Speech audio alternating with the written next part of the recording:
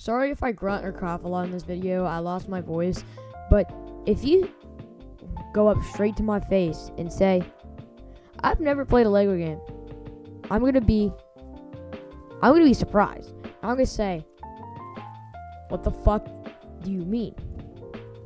And then you're gonna say, I've never played a Lego game. And I'm like, where have you been all these years? Lego games are possibly the best trilogy of games to date.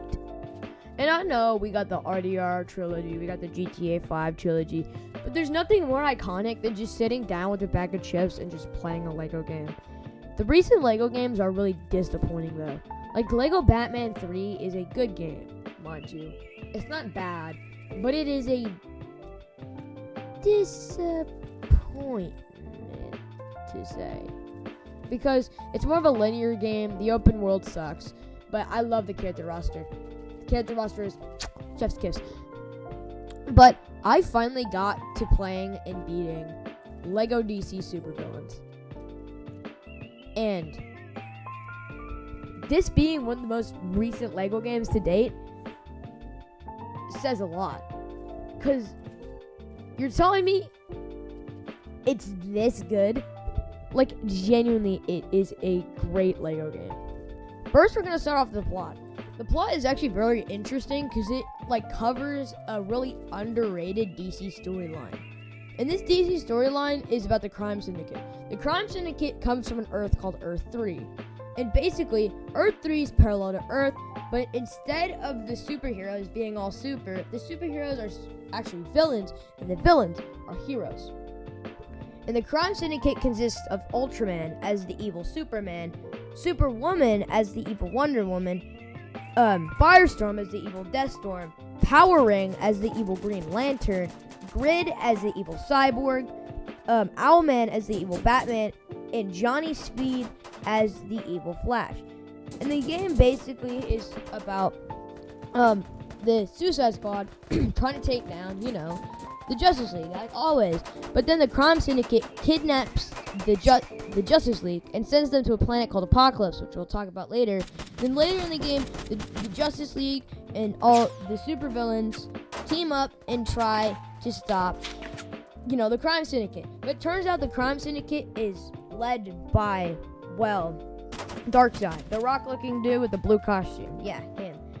And it turns out Darkseid is trying to look for something called the anti-life equation. And the anti-life equation is basically that if you find it, you can basically control the universe. And basically, you have to create your own character in the beginning, and that's your supervillain. Like, you can create your own supervillain in the game, and that supervillain is your own supervillain that you play as for the rest of the game. And it turns out you're the final piece of the anti-life equation, and Darkseid kidnaps you. And at the end of the game, you have to choose between hero or villain. I personally chose villain because I'm just like that. But yeah, that's the plot. I'd honestly rate the plot a solid 9 out of 10 because it's actually very interesting with creating your own supervillain and covering the crime syndicate. So, yeah. Next, we're going to talk about open world. I'd honestly rate the open world a 7 out of 10. The open world is great, mind you. It's better than the rest of the Batman open worlds. Maybe better than Lego Batman 2's open world. But the reason I'm rating the open world 7 out of 10 is really because it gets so repetitive. It's only Gotham, Metropolis, and Smallville. That's literally all it is. And the map is really short, And I think the Gotham Forests are there, Arkham Forests, and that's it. But Smallville and the rest of those areas are really, really small. And I'd honestly call them just sub-areas. But the main part of the map is just Gotham and Metropolis.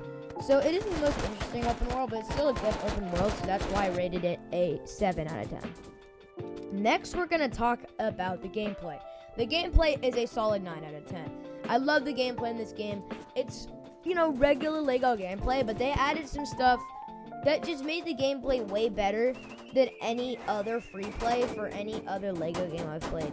Because the free play was different than any other Lego game I played. I actually wanted to free play the game. I legit wanted to just replay the game.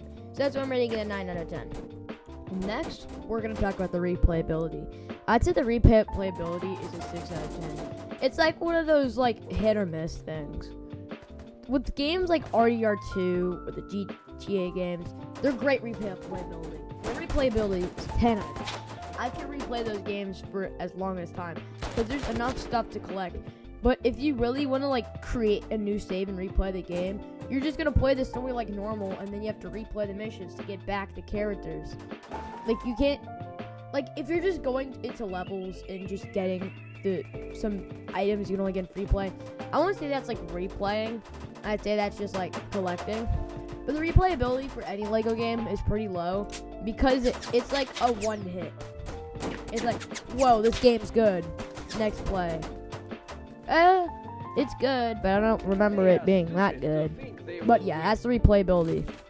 Actually, I'd say it's a 6 out of 10.